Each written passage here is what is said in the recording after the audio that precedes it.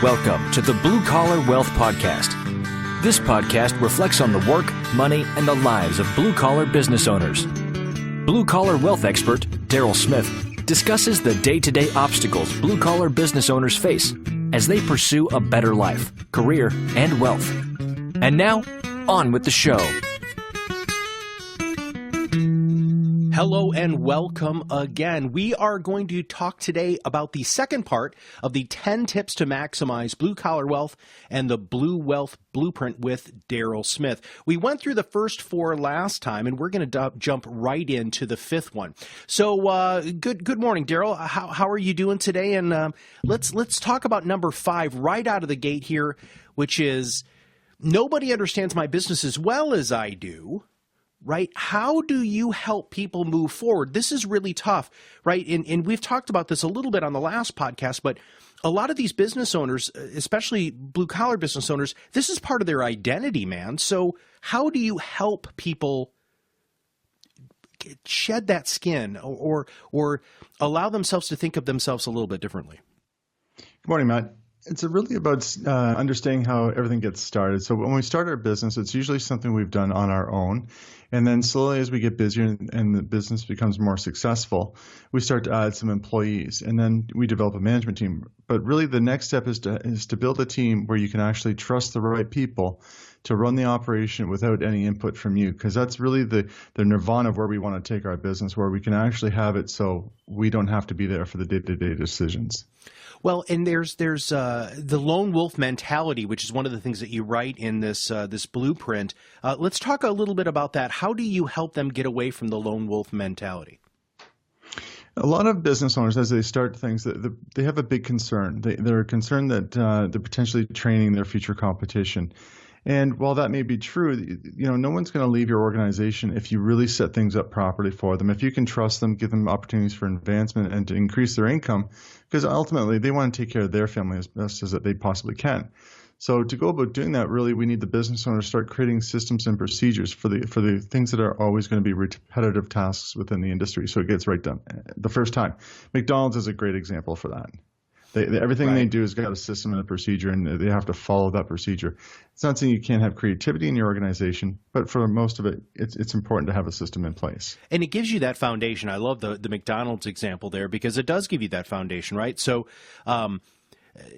as a business owner, when I help a new person, a trusted person who could potentially end up taking over some of my responsibilities, after they learn those foundational things, that's when they can get creative. And I think more and more people are starting to pay more, and I don't know if you've seen this, but more and more people that I know are starting to pay attention to this because it's like the apprenticeship model. Look, you have to do things the way that I want you to do it first, and then you have the opportunity to be creative.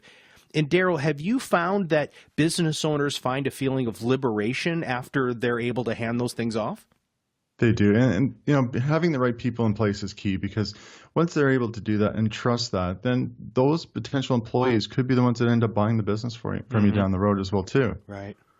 So it's important. If not, you're going to have a turnkey business, which a new potential buyer is going to look for, because they want to have a business that is going to be successful without their input. Yeah. You talk about in the paper here about the 3-month holiday. I think this is the test of all tests, right? I just love this. So talk about that. And this is really going to wake up a lot of people, I believe. It is. And, you can be around your business and making the decisions, but if you can actually go away on a holiday for like a 3-month period without having to have daily contact, and you've got the right people in place, you've got the right procedures in place, that's when you know your business is ready for the next step. Too often people leave things to the last minute, or they hold back on training the right people. And it really works against them when they get to the point in their lives where they decide that they don't want to do the day-to-day work anymore. Yeah. So it's kind of like a wake-up experience. What do we do now? Well, so some of the people who I've worked with over the years have said, again, I don't know what I would do if I took a 3-month vacation. And so there is a lot of coaching. And I love how you've positioned yourself with business owners, because as a business owner yourself, you can talk in first person. I've experienced this, or I've helped people experience this, with that feeling of liberation. But one of the reasons why they don't feel liberated is because they're very concerned, and this is the next chapter, which is, will my staff and customers be taken care of? There are a lot of people who really take those relationships so personally, as well they should, which is one of the reasons why they're probably running a successful business. So they have that strong bond. How are they able to make that switch? So they took the 3-month vacation. They know that they've got the systems in place, but now they're concerned that their employees, their team members, and that their customers are going to be well taken care of. How do you address that? If a business owner has this type of concern, it just shows that they generally appreciate and respect their customers and their staff. It's almost their work family. They want to make sure that their work family is taken care of. But you have to remember that for a potential buyer, having that loyalty built into your organization is actually going to increase the value of your business as well too. When you look at the numbers, when you go to sell your business, here's our sales and here's our profit numbers. There's the non-tangible things like that are really going to come into play. If you've got a lot of infighting and bickering within staff, it's not going to bode well for the potential new owner of that company. So it's important as things progress that if the business is in that point where you don't have to be there, but really that's what the Blue Wealth program is about. It's about a transition process within a 10-year window, because going from where you are to getting to that point may not happen overnight. It may take years to get to that point. And that's what we're trying to achieve. So that if you choose to sell your business or to walk away, you can do so. Let's talk about that work family. So these are people who've worked for me. I'm just going to pretend I'm the business owner here. Well, as a business owner, I don't have to pretend that much. So I want you to guarantee that my staff and my team and my work family is going to have employment for years to come, because as you have already explained, not just the goodwill, but the purchasing business owner, the person who's actually buying you out, is also paying for your staff. That's part of the calculations that go into this. So can I keep my employees guaranteed employment over a certain amount of time with the new business owner if they purchase? In your sale agreement, technically you could state that, I want to guarantee that these staff members will have a job and that they will remain, and that's a condition of sale. However, if you were to do something like that, you're really going to restrict the number of potential buyers, because not every owner and every staff member have the same personalities or personalities that may work together. So the business owner is always going to want the opportunity to be able to let somebody go if there's not a good fit there. But a smart business owner who's looking to buy something will understand that if you've got a system that works and it's in place, then that adds value. So it's in a concern, but I wouldn't make it a great concern, because if you've got great people that are trained, that makes a world of difference for a new owner. And it's continuity. So I'm the owner and I'm leaving, but most of the relationships, because I've taken that 3-month vacation, I've got really good systems in place and I've delegated a bunch of stuff. Your relationship is actually with my team. So as the purchasing business owner, I would want that team in place, because it's going to help me retain more clients. Am I right there, or am I off? No, you're everything is correct. Like I said at the beginning, when we start our company, it's usually ourselves that are doing that. So as we bring on more people, it's about training them and then letting go of a little bit of our responsibilities. It's almost akin to when you have a child. Your child, you're doing everything for them at the beginning, and slowly you let them take on a little bit more responsibility, and then you have to take a step back. Every once in a while, they're going to fall and they're going to make a mistake, but that's part of the learning process. But when you have mature business staff and mature people in place, that's a whole new business, because it's gone from the lone wolf individual to now a viable running company. Let's rewind here, because we're on number 7, and we're going to change gears a little bit, I believe, in these last few sections of this paper. Would you mind reminding the audience from the first podcast into where we are now, all of the steps up to number 7? Sure, Matt. At the very beginning, we're really talking about things that in the business itself, what it's going to when should I start my planning process? When is this going to be important? And you always want to plan something when you're in a position of strength and control, not in a needs or I've just had an accident, now what do I do type of scenario. So that's the importance of the planning. From then we started talking about what are you going to do during retirement? What's your fun that you enjoy doing? And like, we talked a little bit about gardening and golfing and everything else, but then, what do we do after lunch? There's always going to be that issue of dealing with my time off. So now is the time to start thinking about that. There's a lot of different things that you can do. We can look at hobbies and different associations with civic groups and such. So I'm going through that myself. I'm a member of the local Rotary Club. I've been there for about 4 years now, and I really enjoy it. So that's something that I really connects me to my community. So it's important to me. From there, we talked about how we can increase the value of the business now.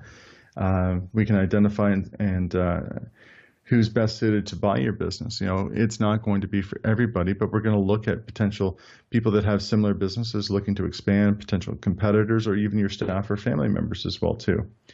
And so step 5, we just kind of covered that a little bit, is about making yourself a little bit more redundant within the business, that you're not being relied on for all the day-to-day decisions, and it's about empowering your staff and everything. And that's where we're kind of ended up from the first podcast into now. Mm-hmm. And I guess we're going to move on. And now we're going to go as opposed to the company and the staff in itself to talk a little bit more about the business owner. Right, and I love that, and that's why I wanted you to go back through those, because this is a pretty major consciousness shift within the podcast itself. So what are the sources of income that I, as the business owner, are going to have during retirement? So this is Chapter 7. So a comfortable retirement means a lot of things to different people, especially a lot of the blue-collar business owners. So how can you help instill confidence that I'm going to have the cash flow that I need to live the lifestyle I want in retirement? For a lot of business owners, for years they've been running legitimate expenses through their company, and they're not always fully aware of what things cost anymore, because things like vehicles and cell phones and all the like I said, legitimate business expenses are being run through the business, but they'll still need that during the retirement years. So there's going to be costs that they're going to have to start to absorb that they haven't done that before. And the rule of thumb in financial planning is that when you have a pool of assets, whether it's $1 million or $2 million or $500,000, the idea is to only draw 3 or 4%. So when you start putting those numbers into place for people, it's a bit of a shock to them, because, like I said, they really don't have a clear understanding sometimes of all their cash flow needs as far as covering all their expenses, and then how much they will actually be having to draw from on their investments themselves. Break that down. So do you have checklists, templates? What do you take the business owner through to make sure that they have a more realistic understanding of those? Are there major you just kind of did some categorization, but is that an exercise that you take people through? Exactly. This is actually a pretty straightforward one, in the sense that what we need to start doing is listing all personal assets. A lot of business owners will have invested outside of their company. It could be anything from like RSPs, it could be tax-free savings accounts, non-registered investments. They could have investment real estate, and plus, their business themselves could be worth more than all of those other things combined. They may have a spouse that has pensions and other benefits elsewhere. So there's a lot to look at, but the idea in the first part of the planning process is just to keep it straightforward and simple. And start with that list. What do you have? What are your assets? Where is it going to all come from? From there, we can take it and go a little bit into more detail and talk about things as far as tax planning and strategies, as how do you draw that money out in the most favorable way for you for the next 20 to 30 years. And people can download this, which is the 10 tips to maximize blue collar wealth, from the website, right? So a lot of this stuff is built into really kind of what we're talking about in some of the downloads and free thought leadership that you're providing with our listeners, correct? Right. A lot of business owners are the do-it-yourself type of individuals. So they want to kind of check things out before they go any bit further. So, even when I'm starting to work with clients, I've asked them to go through and complete that exercise, because it's important to start talking to them about those things. It was designed for a reason. It was designed to get them thinking, to go from just where they are today to where they could be within, 10 years or 5 years, depending on their personal circumstances. Well, Darryl, times have changed a lot. When I first got into running my own business and saving for retirement, the number that a lot of advisors used for me was 6%, and now we're talking about 3 to 4. And I'm making reference to, how am I going to make sure that I don't run out of money, which really is the $1 million question. This is what everybody's the most concerned about. The other things that we're talking about throughout these 10 tips are fantastic, but underneath all of this is that wary feeling that they're going to run out of money. So how do you help people with that? Exactly, Matt. This is actually the number one concern most people have. It's they can't go back to work if they're 70s and 80s and everything else, and the cash flow gets restricted, they cannot just simply turn around and say, okay, I'm going to go back to work and start making another $50,000, $100,000 a year. That opportunity is gone. And if their health has suffered, that's going to even create more need for money and more need to make sure that there is some stability. So now we painted a picture, right? Or we're in the process of painting a picture of what they need in order to get things done, right? And what opportunities they have, well, for lack of a better description, to draw income from. When you've created that picture, right, how do you make sure that there's still a level of flexibility with that? Because life happens. I mean, you just said that. What happens if something happens with their health? Or maybe they do have an opportunity, Darryl. I mean, this has happened on the flip side of this, right?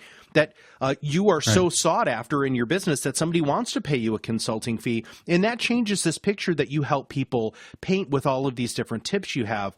How do you make changes later in life? And what can you do to protect them from those changes? Well, changes can actually start now, because if you break it down, there's two things: the factors that we can control and those that we can't control. So factors that we can control are something with regards to our health. How much sleep do we get? What are we consuming as far as our diet goes? Are we exercising? What are we doing to manage our stress? These are all the things that are within our control. However, there are things that are beyond our control that we have to really consider, and I'll talk a little bit more about that later. But no matter how large of a net worth somebody has, they're still going to be at risk of wealth erosion factors, which are, again, beyond their control. Dealing with ill health of themselves or a family member, the fluctuations in the stock market and interest rates, we can't control these types of things. Changes in the government, whether it's in Canada, the United States, whatever happens in the U.S., could necessarily affect trade in Canada, and it can affect our economy as well too. As an individual person, we can't control these types of things. So we always have to have all these kind of contingency plans in place to ensure that we're always going to be taken care of properly. I like that you want the participants of this blueprint to make 2 columns. Tell people what those 2 columns are and what that can do for clarification. Again, it's just take that list from the previous list of assets and then break it down and say, okay, what parts of these assets are subject to risk? What are guaranteed and what are non-guaranteed? A lot of times business owners, if their spouse is not in the business, they could have a pension elsewhere. Now in Ontario, pensions are only backed, corporate pensions are only backed by the government by $1,000 a month. So if you have a pension that's paying $65,000 a year and you think that everything is fine, for 10 plus years, we've been looking at how a lot of corporate pensions are underfunded. If you look at the number of baby boomers retiring and what they're going to need to pay those baby boomers off, they don't have enough money. And with a smaller workforce paying into those types of things, it's going to create a problem. There are cases where people are getting letters from their pension offices saying, we're sorry to tell you, but now your pension's gone down $400 to $500 a month. They don't think that can happen. It can happen. It's not guaranteed. So to have a proper balance, we need to understand what our assets that we have are guaranteed and what assets are not guaranteed, so we can put a proper balance in place. And in having that concern that I'm going to run out of money, so that's a legitimate concern in something you obviously experience on a regular basis with your clients? Exactly. It can create a sense of paralysis in a sense, because people are going to think now during my active phase of retirement, I want to do things. I want to travel. I want to, enjoy my family. I want to do all these kinds of things. But if they're afraid of running out of money, and again, healthcare is always going to be the big issue as far as we'll talk more about that, but how it can devastate finances. But it's about, I want to spend my money. I just don't want to spend the next 30 years worrying about going out the door and losing my money. Well, so let's switch gears here to healthcare, because the cost of healthcare is globally going up at an alarming rate. What can people do now? So I'm 10 years from retirement. I'm your perfect client. I'm a blue-collar business owner. What can I do now to start protecting myself for health costs increasing in the future?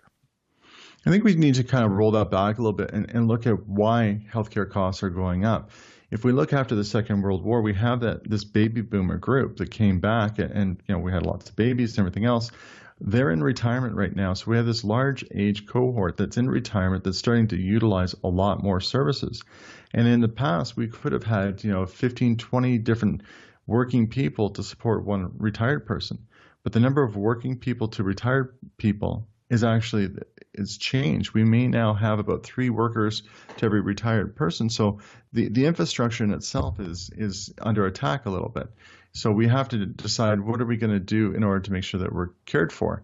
Again, it goes back to what we can control and what we can't control. So what we can control is more about transferring of risk. But isn't it the government's responsibility to take care of me in my old age, though? I mean, I kind of signed up for that, didn't I?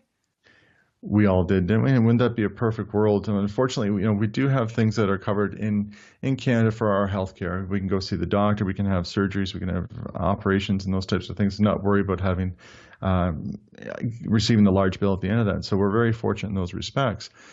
But that's only one really part of our healthcare costs, because there are recovery costs. If you're a business owner, a present business owner, and you can't go to work, not only is your work going to suffer because the tasks that you normally do are not going to be able to be done by yourself, so you may have to hire someone to do that, but also your household and personal bills are going to still continue to come in, so there's going to be a crunch there. So in a prolonged absence from your business may cause customers and staff to become concerned and lose a little bit of confidence. So really the idea at this point, before we get into retirement, is to say, okay, we have risks that we need to plan for. And one of the best ways we can plan for that is to transfer these risks to insurance companies. And a lot of times I hear the comment, well, I'm feeling I'm insurance poor. And to be honest, I'd rather be a little bit insurance poor than to be bankrupt, because I've lost all my money. All meant to that, brother. I absolutely agree with you. I would rather feel a little sting now than feel be homeless. And that's happened. There are case studies about that, not to scare people, but that's a legitimate concern. Is there any other vehicle that you can use to transfer that sort of risk? So you just talked about insurance. I don't necessarily want you to get product specific here, but philosophically, isn't there something that you can use to help with this? Correct. In the 80s, the Canada Revenue Agency actually created this program that allows business owners to use their corporate pre-tax dollars to transfer that from their corporate bank account into a healthcare spending account. And that allows them actually to accumulate funds on a regular basis, so that anything that does come up above and beyond what the healthcare system will pay for is a legitimate business expense. Now, if you think about it, if you're spending pre-tax corporate dollars for healthcare, you're actually saving about 35% on average, because you're not paying any tax on that. And there's a process that you can actually, within reason, you can start to build these funds up a little bit, so that when you do go into retirement, and let's say you do sell your business, those funds stick with the employee. And yes, you're the business owner, but you're also an employee. So those funds will stay with you in an incorporated business. That those funds will be there for 10 plus years after your retirement. So there's an opportunity. And the big thing also is that there is no pre-existing medical exclusions from this. So if someone's got a healthcare issue that they're trying to deal with right now, they can't buy insurance. But with a healthcare spending account, there is no pre-existing condition exclusion. So it's a real good opportunity for business owners to start putting money aside for that. Darryl, your wealth of knowledge here in breadth of knowledge is pretty amazing. And I think as we continue to go through more and more of these podcasts, people are going to start seeing that thought leadership and your experience in your education. But aside from the Blue Wealth program, what else are you able to offer to clients with financial services and sort of things like that you can provide?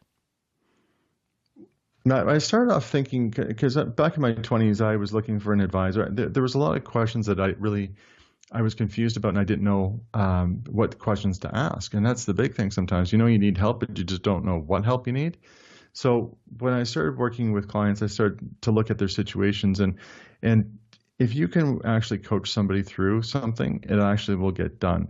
Too often when we have a meeting, here's your action steps for next meeting, a lot of times they don't get done. So these things can certainly be critical.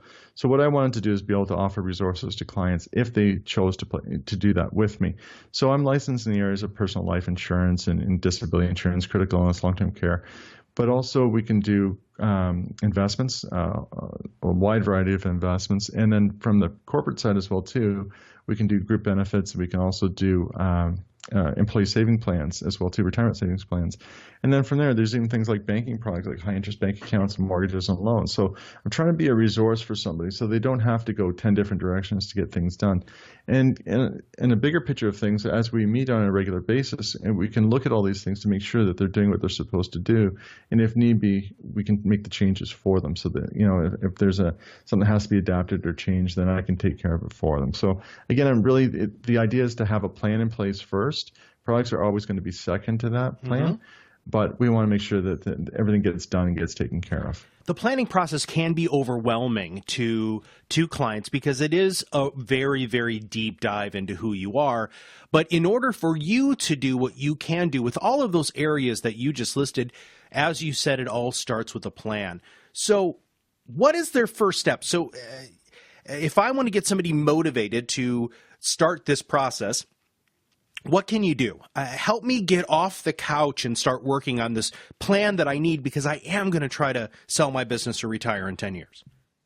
Okay. A lot of business owners, like I said, are type A personalities, or we're kind of do-it-ourselfers. We want to be able to kind of dig into things on our own first. And then it's like anything. You start on your own, then you realize, well, I really can't get that done. I'll look into it a little bit later, and then it gets put on the back burner and nothing gets done. My first idea for anybody is to look at that booklet, the 10 Tips to Maximize Blue Collar Wealth, download that and start with those exercises. From there, I'm a phone call away. We can always chat on telephone, or we can chat on email. And if it makes sense, then we can get together for our first meeting and just I can give them a bigger overview of the whole program and how it works and really what they're trying to get out of it. Because unfortunately, you can go to 10 different people and you can get 10 different opinions, and we call those kind of micro plans. My job is really, as I apply for, as a macro planner. I'm looking at all the different areas with the client. I'm trying to walk them through the whole process. I'm not an accountant. I'm not a lawyer. I'm not going to try and do those jobs, but I want to prepare the client so that when they go meet with these other professionals, they're well prepared and they know what to ask. And if need be, I can go with them too. Well, how nice is that? I mean, a little bit of hand-holding here can go a long way. Having that trusted person in your corner, to use a great boxing analogy, even though you're the person, the business owner is the one in the ring, you've got Darryl on the corner, on your corner, not only helping you during the breaks, but also helping you during the fight itself. But I'm going to challenge you here, and please understand this is with all due respect, but often when business owners start their exit planning, they stop dead in their tracks, and they stop for lots of reasons. Let's talk about that a little bit. If you don't mind, let's wrap up today's podcast by you talking about some of the things that have stopped people dead in their tracks, and then what they can do to re-engage and start back up. Right. Oftentimes when they start with the good intentions, and then as things start to progress and they start to involve lawyers and maybe the accountants in place, and it starts to build up to a point where they start having to make decisions, it stops because something doesn't feel right. And the reason is if it doesn't feel right, they need to research a little bit more and they need to understand it. But what they're not understanding is that the whole feel right thing is based on really a psychological process. And I make reference to Maslow's hierarchy of needs. Because when we're looking at Maslow, if we try and do things in the wrong order, whether it's on a personal level or a business level, that's when we get these feelings that something's not right. So there's three things I look at in the blueprint when we start the process. Is there's Maslow's hierarchy of needs, which start at psychological needs and goes into safety, love, belonging, esteem, and self-actualization. But then I take that and I say, well, how does that now apply on the business side? What do we need to talk about with regards to the financial planning pyramid? And this is something that's been around for 50 plus years. And the reason it's been around is because it makes sense, because everything is done in a very logical order, and it's done in the right order. So the financial planning pyramid talks about protection, security, accumulation, preservation, and distribution. So then we take those two concepts of Maslow's and the financial planning pyramid, and then we kind of combine that with the Blue Wealth Blueprint. And that's how it all kind of comes together, because as we start doing things in their logical order, there is none of this concern about, well, something's not right. Something's just not feeling right here. It's because now it's being done in the right order. So actually it takes someone from the idea of I'm gonna retire, I'm gonna sell my business, to actually being at a point where they can get it done. And it's like a lot of things. You have to do it in the right order or it just won't happen properly. Well, and I appreciate that. And I would like everybody to, and we're going to have this in the show notes, and if you can also go to the website to download this paper, but it really does start there. You've taken a great first step by listening to these podcasts, hearing Darryl break down these 10 specific, sort of steps and ideas to maximize blue collar wealth, and he talks about that Blue Wealth Blueprint. We're going to dive deeper and deeper into this as we continue this Blue Wealth podcast, so make sure that you stay tuned and listen. Follow along, download the white paper and the white papers to come, because it's going to make a really, really huge difference. So, Darryl, anything that I missed today? Anything we should talk about before we sign off? No, Matt, I think we covered it very well. Thank you for your time. Thank you very much for spreading your thought leadership and providing such a great service to listeners in the area. And for Darryl, this is Matt Hallern, and this is the Blue Wealth Podcast.